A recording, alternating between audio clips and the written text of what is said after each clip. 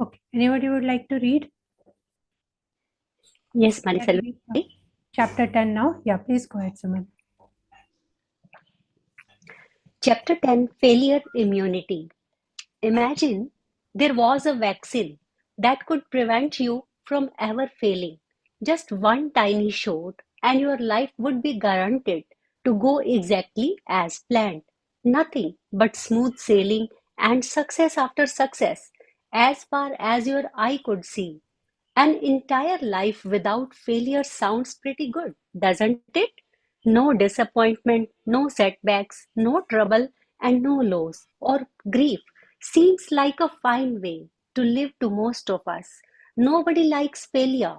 It feels terrible, that horrible sinking sensation in the pit of your stomach, the heavy weight of defeat that can make your chest feel like it is being crushed.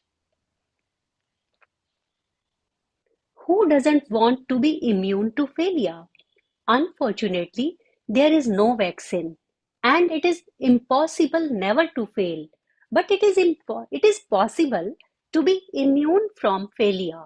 We don't mean you will be able to avoid the experience of having things not work out the way you hoped for, but you can become immune to the large majority of negative feelings of failure that burden your life needlessly. If you use the ideas and tools that we have been talking about so far, you will reduce your so called failure rate, which is great, but we are after something much more valuable than just failure reduction. We are after failure immunity. We have been trying a lot of different things on the way to designing a life that is worth the living.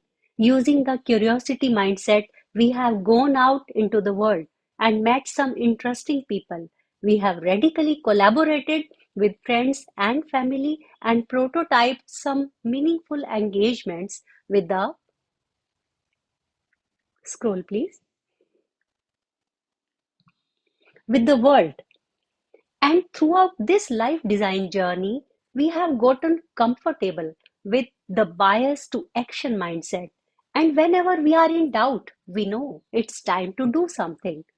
All along, you have been developing something positive psychologists like Angela Duckworth call perseverance or grit. Duckworth's studies on grit and self-control demonstrate that grit is better measure of potential success than IQ. Failure immunity gives you grit to spare. It is important to think of ourselves as life designers who are curious and action oriented and who like to make prototypes and build our way forward into the future. But when you take this approach to designing your life, you are going to experience failure. In fact, you are going to fail by design more with this approach than with any other. So it is important to understand what failure means in our process and how to achieve what we call failure immunity. The fear of failure looms so large in people's experience of their lives. It seems to relate to a fundamental perception in the way people define a good or a bad life. She was a success, yay, good. He was a failure, boo, bad. When you look at it that way, no one wants to be a failure. We imagine that at our funerals there will be some external judge or some imagined life tenure committee who will pass judgment on whether we managed to succeed or ended up failing. Fortunately, if you are designing your life, you can't be a failure. You may experience some prototypes or engagements that don't attain their goals, that fail. But remember, those were designed so you could learn some things. Once you become a life designing person and are living the ongoing creative process of life design, you can't fail. You can only be making progress and learning from the different kinds of experiences that failures and success both have to offer. Infinite failure. We trust That you now understand that prototyping to design your life is a great way to succeed sooner in the big important things by failing more often at the small low exposure learning experiences. Once you have done this prototype iteration cycle a number of times, you will really begin to enjoy the process of learning via the prototype encounters that other people might call failure. As an example, one day just before our large designing your life class started, they made a big change to one of the teaching exercises for that day's class. He had an idea and just wanted to try something out. He didn't even have to time to tell Bill. So Bill heard it at the same time as the students did. After they've announced the never before attempted exercise and the students were working on it, Bill came over to Dave and said, "That's great.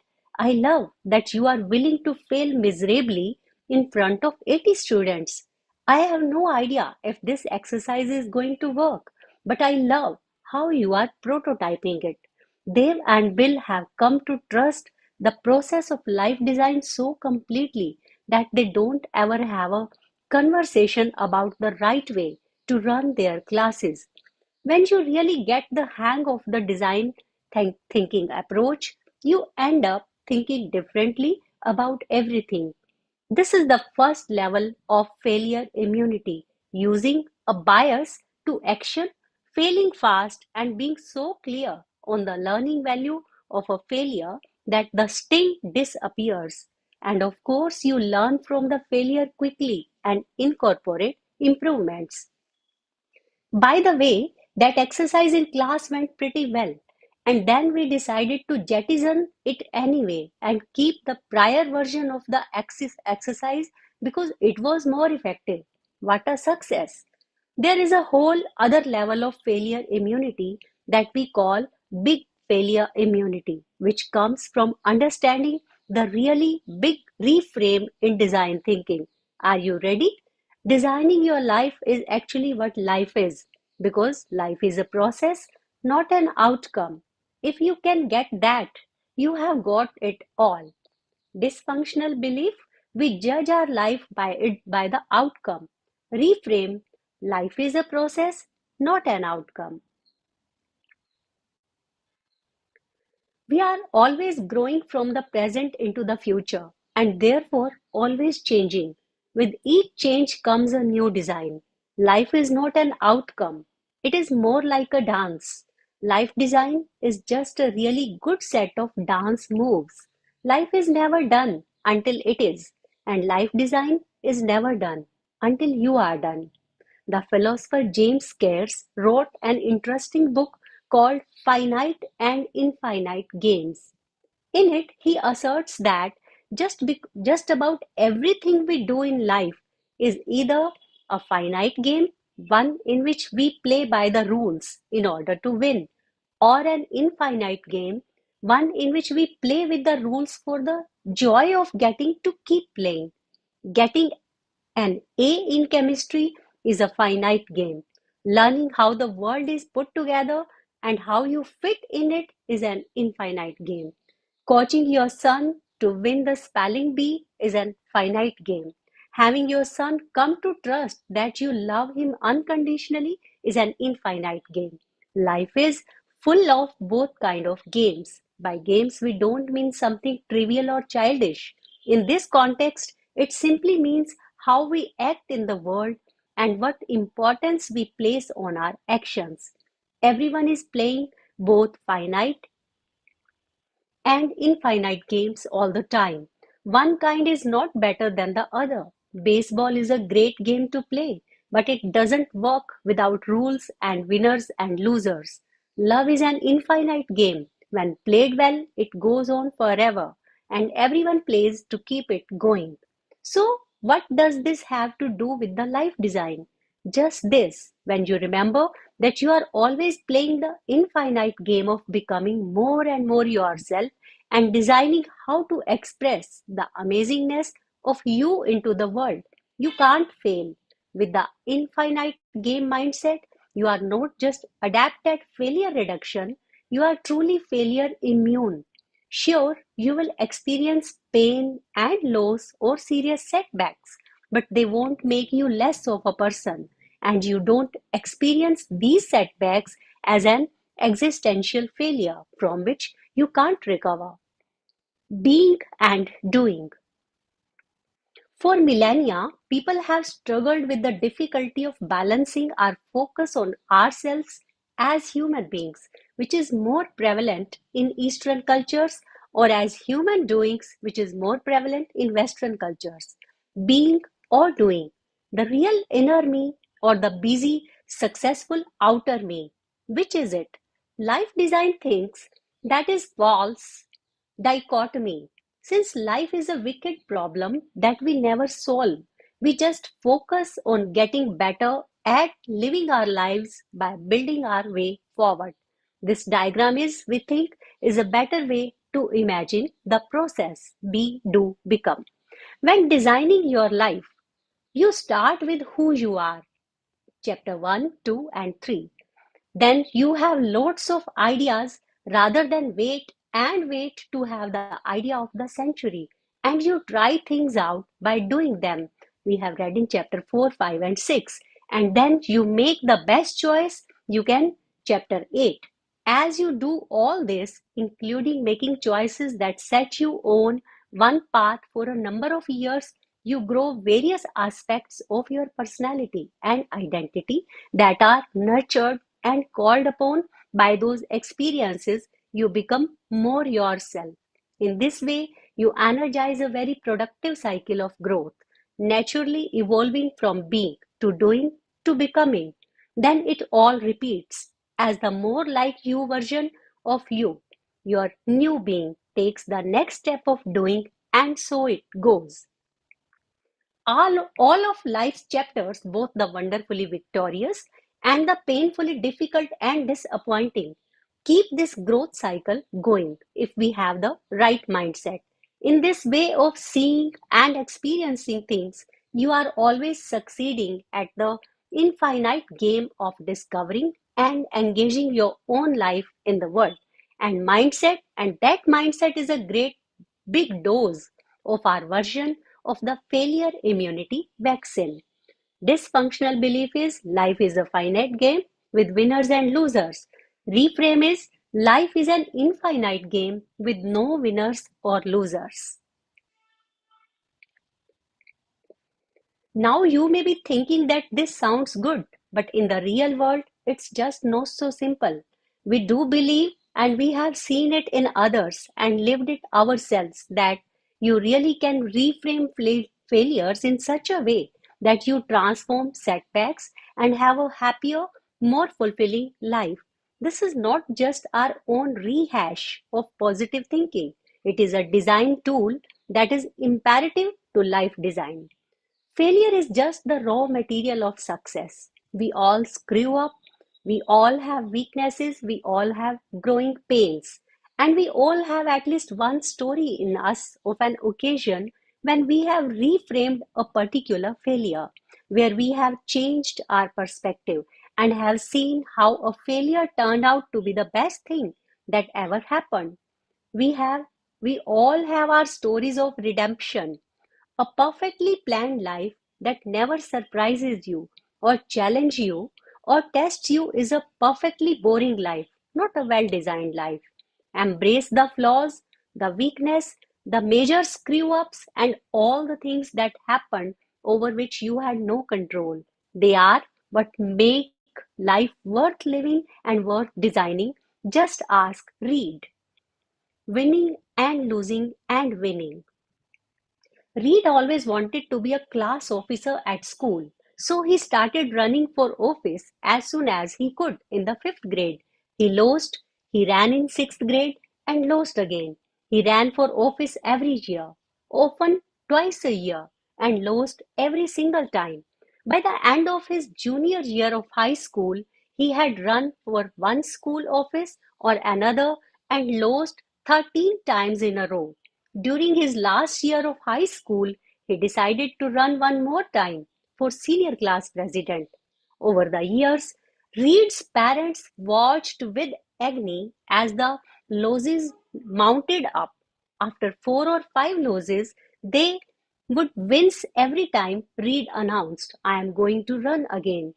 They were very smart enough not to discourage him, but inside they wished he had just let it go and stopped the bleeding. They could not stand to see him going through all those failures. But Reed didn't mind. Oh, oh, sure. He hated losing, but he was not changing his mind. He knew that if he kept at, if he had learned what he was doing wrong, and eventually he would win, or at least he had learned a bit more. In his mind, failure was just a part of the process. With each successive loss, losing got less painful, which allowed him to take risks to see if new approaches would work. It gave him the courage to try out for other things, sports, acting. Most of these didn't pan out, but a couple did. Though he was delighted with his successes, he would have been just fine even if he had failed at those too. Failing over and over freed him to focus his energies on running the best campaigns he could. Each failure was a lesson, so when he ran, he never worried about losing. When he finally won and became senior class president, he was thrilled. But the point is not that he finally won. The point is how he kept running. It turned out to be a more important lesson than he realized. At 22, to anyone who looked at him from the outside, Reed seemed finally to be winning at life. Boy Scout, class president, quarterback, Ivy League, crew champion. When he graduated from college with a degree in economics, his life seemed set on a straight course for success followed by more success. He landed a job with a top firm, and for the first few years, his new career was going great. His job took him on the road often, and during a business trip to the Midwest, Reed noticed a strange lump just below his neck. He went to a clinic during his lunch break to check it out, and by the time he boarded his flight home 3 days later, a doctor has confirmed his worst fears: Hodgkin's disease, a cancer of the lymph nodes. When he got home, he immediately began chemotherapy. Cancer at 25 was not part of Reed's life design, but it was now part of his life. A lifetime of experience dealing with failure had paid off. Pretty quickly, Reed was able to accept the reality of his situation and put all his energies into getting better. He didn't get stuck asking, why me? Nor did he believe he had failed at being healthy. He was too busy getting another campaign prepared, this time a campaign to beat cancer, and then using it. For the next year, he was not advancing his economic consulting career as he had planned. He was undergoing surgery, radiation, and chemotherapy. He was also learning at a very young age just how fragile life is. When his cancer treatment was over and his cancer was in remission, Reed had no idea what to do next. Actually, he had one idea and one somewhat crazy idea. There was this little item on his Odyssey plan that he had not begun to prototype: taking a year off from everything and being a sky bum. He was conflicted. An all-American boy on the fast track to success just doesn't take a year off to become a skybum and get nothing done. Reed, however, was not your average Boy Scout any longer. He had just fought a war with cancer, and even though he knew the smart plan was to go back to building his career, and he worried that an additional year of employment gap might ruin his resume and therefore ruin his life, Reed decided he wanted to live his life, not just plan it. He did some prototype conversations with business people before he made his decision because he wanted to learn how future hiring managers might look at that decision and concluded that he could afford the risk and that the kind of people he had want to work with would view his post-cancer sky adventure as a demonstration of boldness rather than irresponsibility. As for how other people would see it, well, that was their problem. The point isn't primarily that Reed succeeded in beating cancer, but that he was able to enjoy failure immunity during the process, which enabled him to direct his energy productively and to learn things he could use later. By turning his problem into an advantage, he was able to design the best life possible in the face of adversity.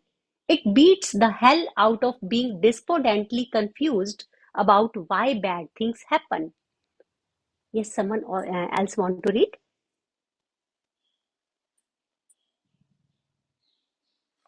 Or Anyone actually, would like to read?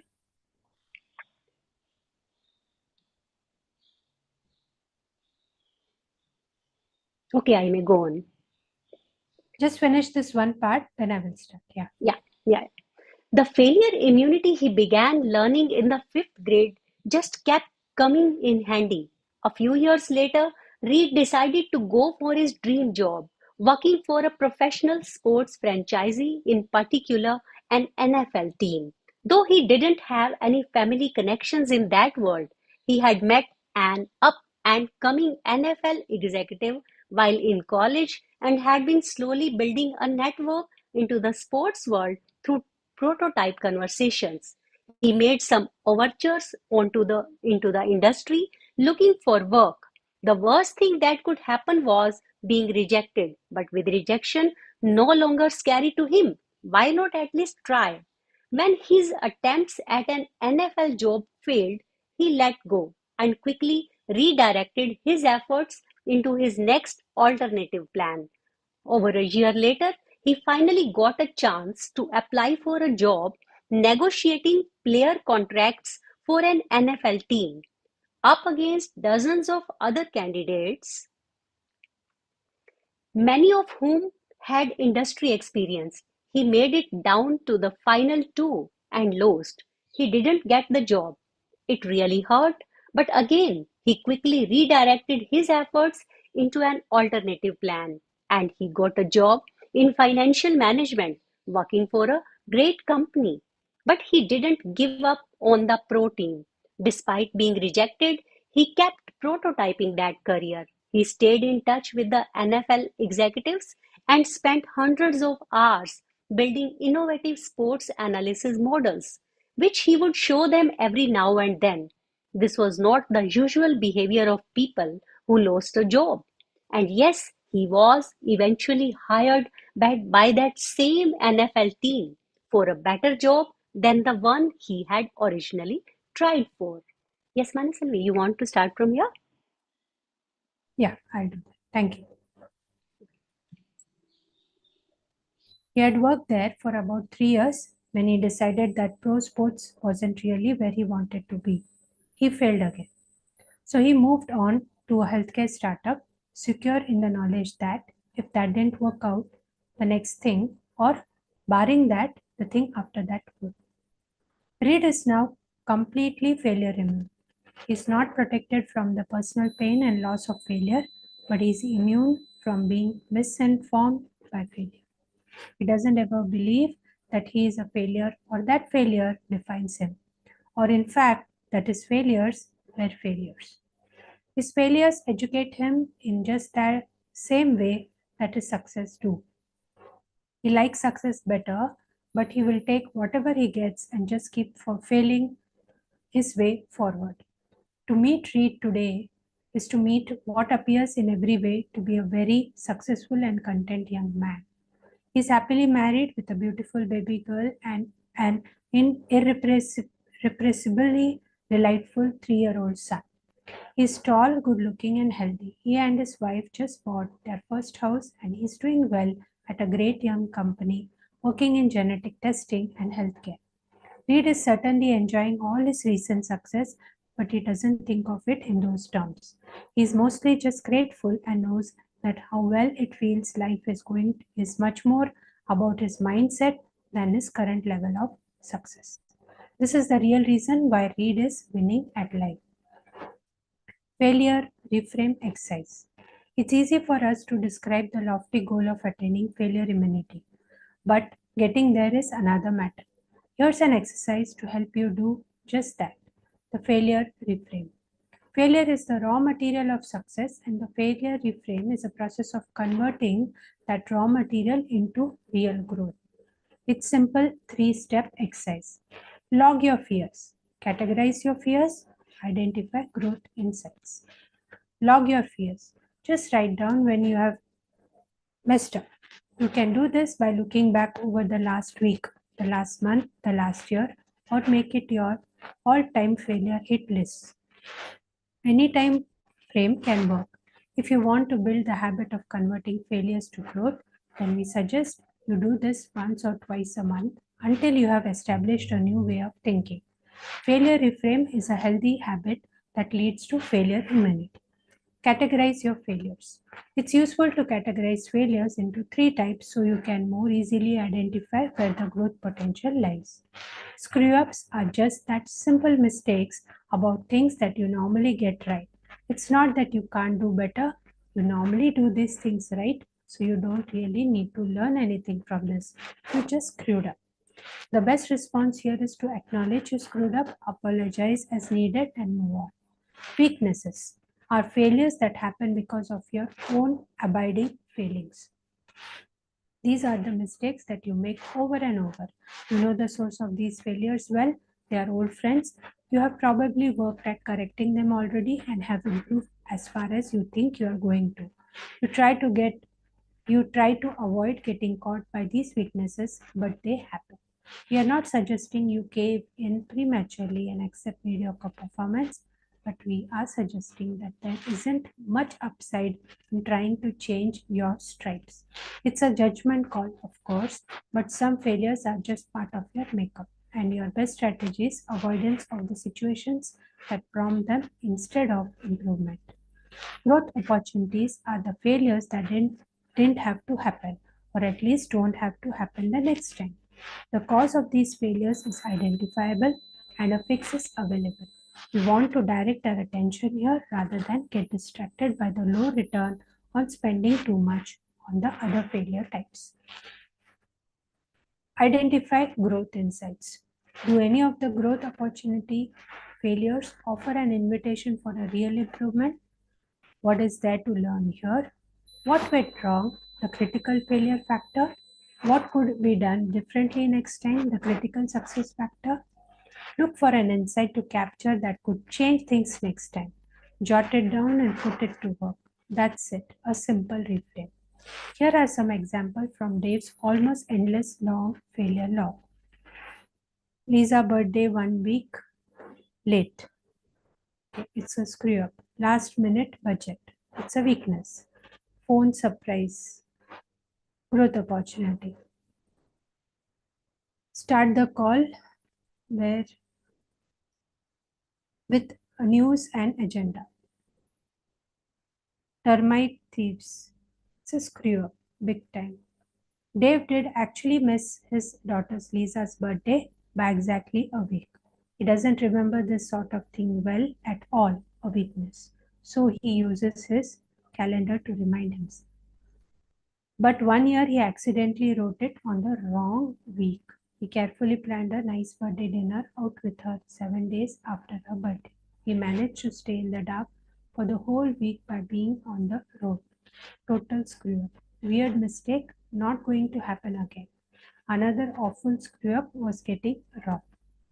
While the house was being fumigated for termites, Dave and his wife had to move out for 3 days, during which time thieves broke into the tented house and stole everything of value. It was awful.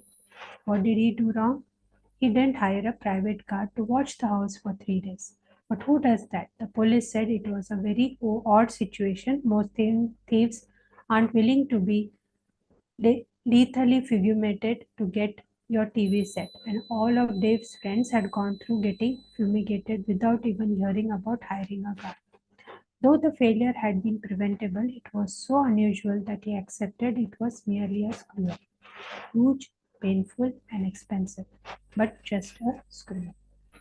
Then he had to stay up half the night again to get his budget in on time the next day. Dave is a famous procrastinator. He has lots of tricks to solve this persistent failing, and they work a good 7% of the time. He's learned to work around it most of the time and just live with it the rest of the time. He almost never misses a deadline. He just gets to stay up late a lot. Big deal.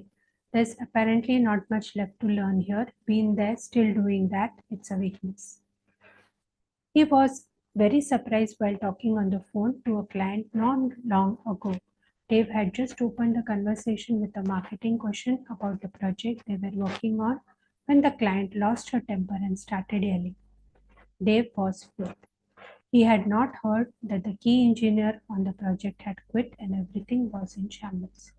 Though it was the scheduled reason for his call, his lengthy opening question about marketing was now irrelevant, and the client was furious that he was wasting her time.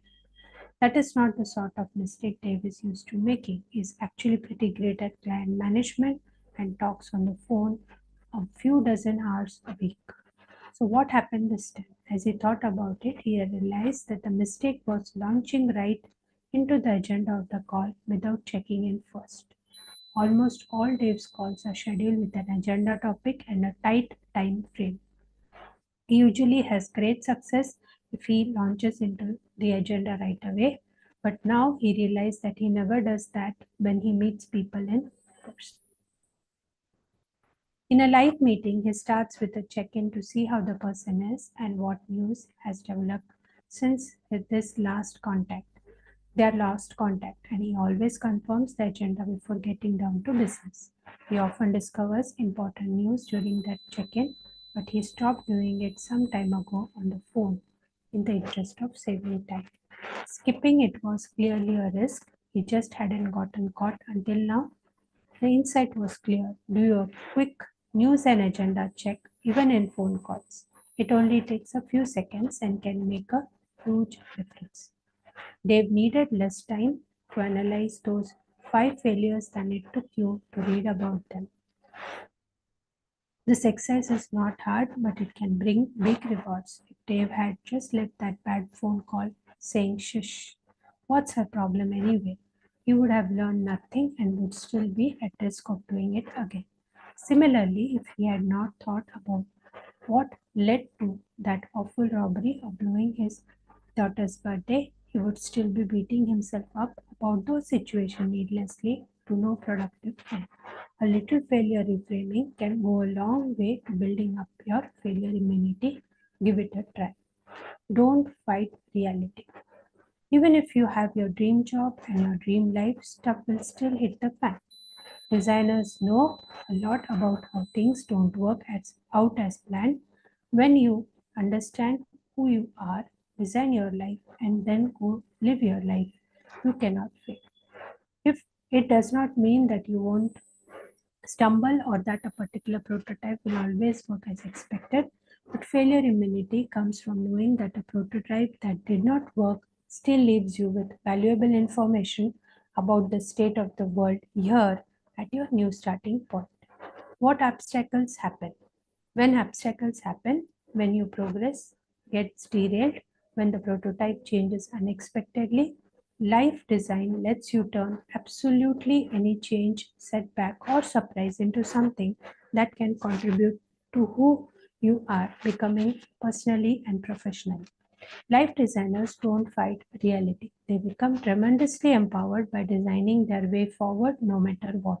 In life design, there are no wrong choices. There are no regrets. There are just prototypes, some that succeed and some that fail. Some of our greatest learnings come from a failed prototype because then we know what to build differently next time. Life is not about winning and losing, it's about learning and playing the infinite game. And when we approach our lives as designers, we are constantly curious to discover what will happen next. The only question that remains is one we have all heard a time or two before. What would you do if you knew you could not fail? So we come to the end of the chapter, and this is the summary. Try stuff, refraining failure. Using the worksheet below or downloading it from www.designyourlife, look back over the last week or month or year and log your failures. Categorize them as screw-ups, weaknesses, or growth opportunities. Identify your growth insights. Build a habit of converting failures to growth by doing this once or twice a month. Failure, screw-up, weakness, growth opportunity, insight. What is this screw up? Screw up is something which normally you do correct, but this time you fumbled or you didn't do it right. So Okay, it's okay. only an event which happens occasionally, not regularly, but sometimes. It becomes a weakness when you are prone to doing that mistake and you are not able to correct it. So maybe you'll have to live with that. Like the budgeting for Dave. Okay, okay, got it. Yeah, Thank and you. for Yeah. growth opportunity, like where you really can change the Dave's case of with the meeting or the call, and he did not take time to discuss the agenda or the news, just a rapport building exercise kind of. So that's a growth opportunity where you get an insight what can be done better, right? What can be done here. So when you look at all failures, it will be just that you have not succeeded or met what you wanted or what is ideal for you. But then there is a reclassification between screw ups, weakness, and growth opportunity. Yeah. So what Yeah, what yeah. was the insight into weakness? How would weakness be tackled? Because I joined late. I just wanted to. Sorry. How would a weakness be tackled? See, weakness, what they have said specifically is something which you know that you are not good at or that which tend to, it is your weakness basically. And in the past, you have tried to improve, but totally you can't, you are not able to eliminate it completely. So some part of it is accepting and living up with it. Like the example of David, that he's somewhere not good in budgeting, or he keeps procrastinating the budgeting part of it, so he has to stay late and complete before the deadline, right? So that weakness he still carries, and that's not much he can manage. So he said 7% of the time he's able to manage that weakness, but the majority of the time that is his weakness. He doesn't have, even though he has some tools and measures to handle it, still is not, it is a weakness for him. So you live with it. Yeah, so to some extent you fine tune it as much as possible, and then you'll have to live with it.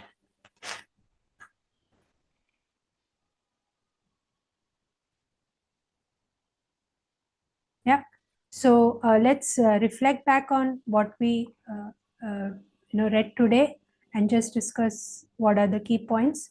Or do you want to do this exercise of listing down, the failure, screw up, weakness? This is the chart which is also given on the website. After this, maybe I'll show you how to access that. Yeah. So would you like to go through this activity of failure, screw up, weakness, growth, opportunity, insight? Yes, I am okay if all want. Yeah, we can take 5 minutes. So at least 2 or 3 things we can jot down, and we can then share if we want to share any aha moments from that activity. Yeah. So let's take 5 minutes because we have. Mani Selvi, I Yeah. just joined. Will you tell me this activity? Very briefly. So this is what is the activity, sir. Reframing failure. So we have Oh. to, these 4 points you have to do basically. We have to take this worksheet, look back at our last week, categorize them in these 4 categories, identify what are the growth insights, and then build a habit. How would you convert this, Build a habit of converting failures to growth by doing this once or twice a month. So this is the activity. Thank you. Thank you. Thank you.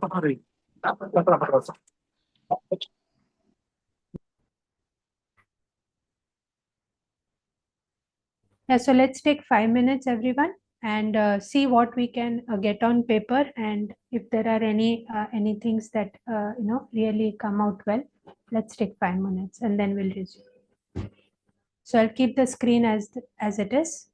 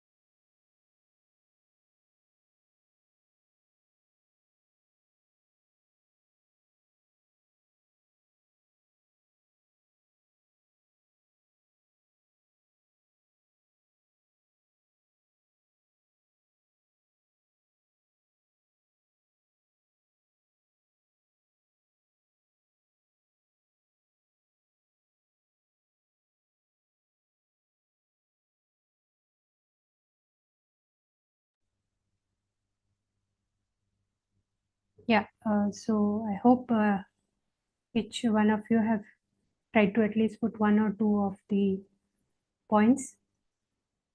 Anything you would like to share, anyone?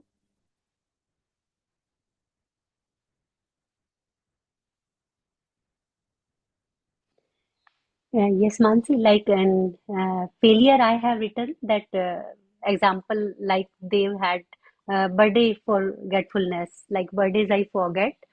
So I put that in screw up option.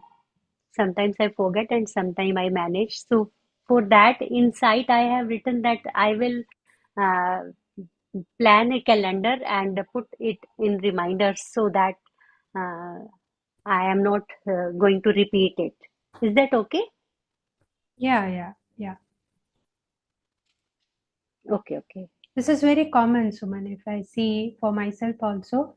But this reminder, like if you put it in the mobile, we can do the calendar reminders also. And every year, if same time, it will send us reminders.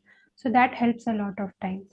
But sometimes, in spite of putting that, also, I tend to miss. So this happens, yes. So even Yeah, I yeah. have put something similar, yes. Thank you for sharing that. Anyone else would like to share?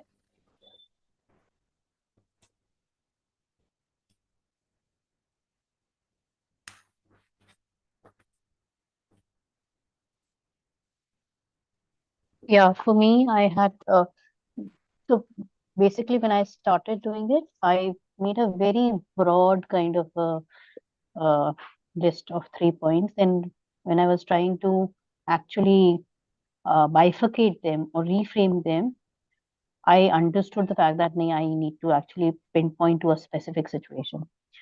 So the weakness is something that I am trying to tackle these days, and that is what I've written as.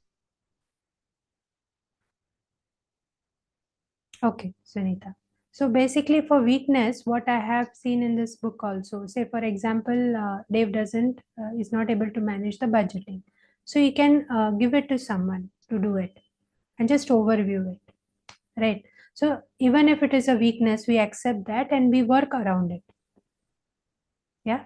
Yeah, Even yeah. though it continues a weakness or a challenge for us, but we work around it accepting that it's a weakness and not again badgering ourselves, self-criticizing, not going to into that failure mode or loop, right? Victim mode.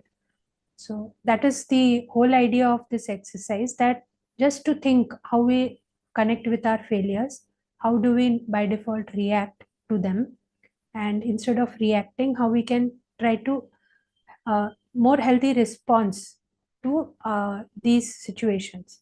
And when we actually are jotting in a day, we would actually do a lot of screw ups. I could list some 3 screw ups since morning itself, right? So things will happen, and you'll have to just mind the talk that happens in your mind and how you're actually thinking about it. So are you thinking it from more of an insight perspective? That will help. Yeah. So thanks, Sunita, for sharing that. Yeah. Anyone else?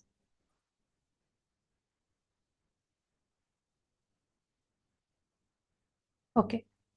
Uh, so let's reflect back on what we read today and what are our key takeaways. It might seem that this topic is known and understood well, but I think reading this really opened my eyes to so many aspects of it.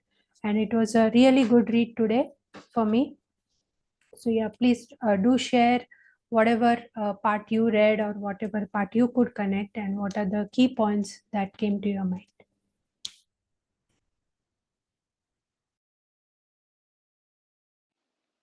Yes, for me, from today's read was that failure is the raw material for designing a meaningful life of ours. Reed's example was amazing, that how he was getting so many failures each time, but still he was learning. He had the mindset of doing it again. Though his parents wanted that he should quit, but he was still was not leaving his efforts. And moreover, when he got successful, then he came to know that he had that cancer. Now, because he had developed his mindset of designing his life uh, by not accepting the failure as failures, he again took the action to fight cancer also. And uh, ultimately, also, he said that I am not watching life, whatever I am doing, I am not taking it as success, but my mindset is such that I am very happy. Yeah, that's from. Yeah, for me also that was the striking example and the read from today's chapter. And one more was that failure immunity. Again, we have to develop those we have to practice those prototypes to build that immunity. Otherwise, there is not any other way to have that failure immunity. Yes. Yes. Yeah, thanks, Suman, for starting up the discussion with so many value points. And yeah, Dave's example was great. I think it's also well-rounded, and it resonated, and all the examples went well, because it showed that how life works and how generally we respond in our own different ways, and how we could actually better respond and build a good attitude, attitude which helps, rather it helps you, and really uh, helps you work aligned with life. Yeah, anyone else would like to add anything from what we are discussing today?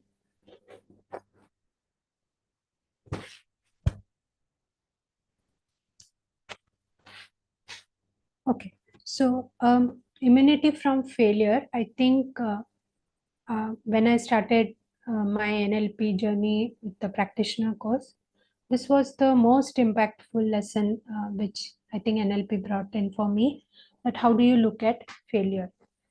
Yeah, and uh, famously, our mentors somewhere drilled in that line that failure is basically feedback. It is just a understanding of this feedback mechanism that lives run with, that if you do something and it doesn't meet your goal, then do something else and try find out a way out. And it also helps in situations where if things are beyond your control, you have to accept that these are beyond your control. So I think this is a very key learning for me as far as NLP is concerned. And this book, these pages have brought it out so beautifully, I would say, and dissecting each part of the aspect, when it talks about how you have to have actual curiosity to help you defend this failure, being pushing you into a victim mode, how you need radical collaboration, so you get help of people around you, from collaborate with people, get help, not be in the problem, and try to bring out the solution if you are not able to figure the solution out yourself. It talks about prototype, try various ways, think outside the box, don't assume things as such. If you're assuming, then just validate your assumptions with, will they really hold good, and in the current scheme of things, does it hold good, is it helpful, or what can be done about it. The book referred in this pages were finite and infinite. I think that's a great way of looking at things, and especially the infinite game of love that life seems to be all about. So I think it's very important that we, I think, understand that concept as well, that not everything is for goals, and not everything is just for the scorecard. Yeah. I think this aspect of life design is important, because we have to understand life, how it works, and this is how life works basically. And the way we adopt our mindset to it will definitely help us then design our life by understanding the way life works. Uh, Reed's example made me think that failure is part of the process. So it's a very important reframe, I guess, from these pages that we read. So if we have that kind of a mindset, you will accept things faster when things are not working your way. You'll be able to let go and not exist too much of energy into regret, and then you will be able to redirect all the next energies or the next focus into what is more supportive to what is possibly can be done in the future. and then find alternatives, that is different prototypes to achieve what you want to achieve. And the lines which said you have to first live to plan, I think it came when Dave's example was being told. So very relevant. You have to first live a life, and then not only planning is not that we want to do, but also live it well. So I think this immunity from failure will help you live life more fully, right? And it also coolly says that what other people thinks is their problem, which really resonated. We think too much about what people will think, and how will this reflect on me. But the whole point is that it is up to you. What do you want to do next? And with this kind of an attitude where you are immune to failure, you will take, I think, better chances, bigger risks, but you will be able also have a more meaningful life.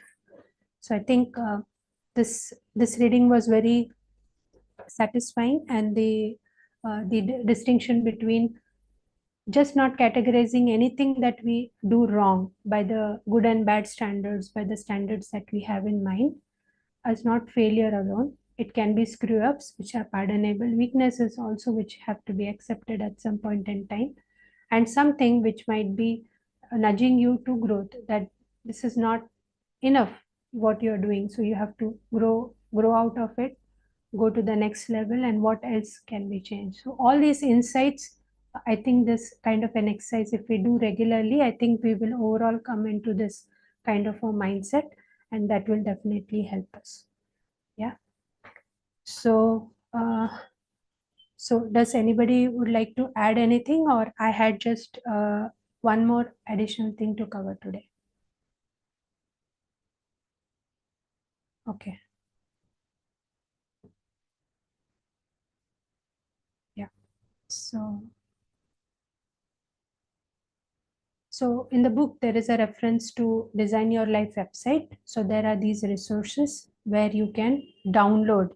There's a creative live online class, so you can enroll in that class. Then there are these discussions and meets, and there are some resources. So here you can click to the resources, and there you can find out different worksheets and discussion prompts. So there are three basically: United States, United Kingdom, and Netherlands. So I have clicked for United States. So designing your work life worksheet. So you can download all these worksheets from here. I found that there are certain questions also given, which can be discussed in the next meetings that we have. United Kingdom also has a separate different kind of worksheet. Some are similar to, I think, what United States holds, but some are a bit different. Yeah. So do visit this and see what works for you, and see how you can actually implement this book in a better manner. Yeah. Second is, we are almost at the end of the book now, and we have only 2 chapters to go, rather only one, and one is more like a conclusion chapter. So we'll be finishing the books over the next 2 days. What I also wanted to actually have is, there are certain discussion questions which the books itself holds. We could have a discussion around those 20 odd questions, maybe 10 tomorrow and 10 day after, and then see how we have actually consolidated the takeaways from this book. Yeah. So anybody wants to add anything, or can we call it a day?